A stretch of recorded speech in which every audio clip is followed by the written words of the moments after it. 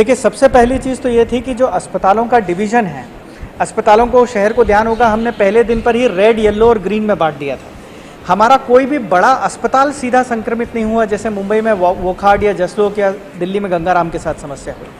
तो एक तो स्वास्थ्य सुविधाओं का डिवीज़न, कोविड और नॉन कोविड को जो अलग कर लिया गया, उससे हम ध्यान भी फोकस कर पाए और सामान्य स्वास्थ्य सुविधाएं खराब नहीं हुई।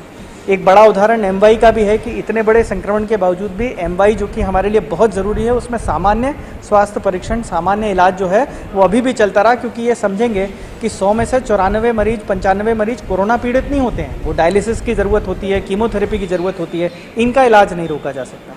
तेज़ी से संख्या बढ़ते गए, लेकिन कुछ समय में अपन कोरोना से एक कदम आगे रहना सीख गए थे। बेड को हमने इतना इंतज़ाम कर रखा था कि अभी भी शहर में 45-50% बेड जो हैं वो खाली बने हुए हैं और इससे दुगनी तिगनी मरीज संभालने की भी कैपेसिटी है।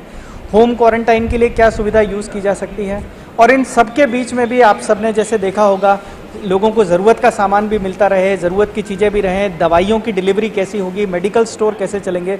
तो एक बड़ा वृहद एक मॉडल की तरीके से इतनी संख्या में, जब आपने सबने देखा होगा कुछ समय पहले इंदौर की बड़ी चर्चा थी कि केसेस बढ़ रहे हैं, परंतु फिर भी यहाँ हेल्थ सिस्टम जो है वो कोलैप्स नहीं हुआ। इस चीज़ को केंद्र सरकार ने मॉडल के रूप में स्टडी करना प्रारंभ करा। देखिए, केंद्र सरकार ने 2 महीनों में शहरों का आकलन करा था। पहला ये था कि जहाँ बहुत तेज़ी से संख्या में केसेस बढ़ रहे हैं, वहाँ स्वास्थ्य सुविधाएं और बाकी मैनेजमेंट कितना अच्छा है, हमारी तैयारी है कि नहीं, अस्पतालों की अवेलेबिलिटी, वेंटिलेटर की अवेलेबिलिटी, आईसीयू के बेड्स की अवेलेबिलिटी, और साथ में शहर का सामान्य वातावरण। तो तेज़ी से केस बढ़ने के बावजूद भी जो शहर अपने को अच्छे से संभाल पाए हैं, नंबर 1, और दूसरा, जिन शहरों ने मृत्यु के दर के आंकड़े को कम करने में एक अप्रत्याशित सफलता पिछले कुछ समय में पाई है। 4 शहर को इसके मॉडल के रूप में केंद्र सरकार ने चयन करा है: चेन्नई, बेंगलुरु, जयपुर और इंदौर।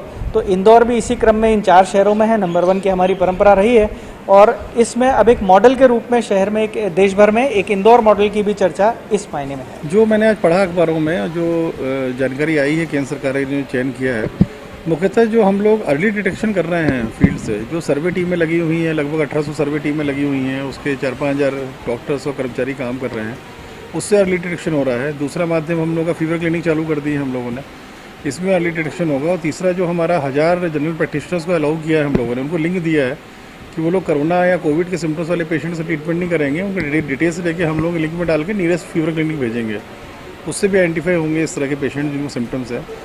3 जो फील्ड में हम लोग प्रैक्टिशन किया है, माध्यम से अर्ली डिटेक्शन होने के कारण हमारी मोर्टेलिटी रेट प्लस हमारे जो नंबर ऑफ सैंपल में पॉजिटिविटी रेट होती है, उस सब में कमी आ रही है ग्रेजुअली, काफ़ी तेज़ी से।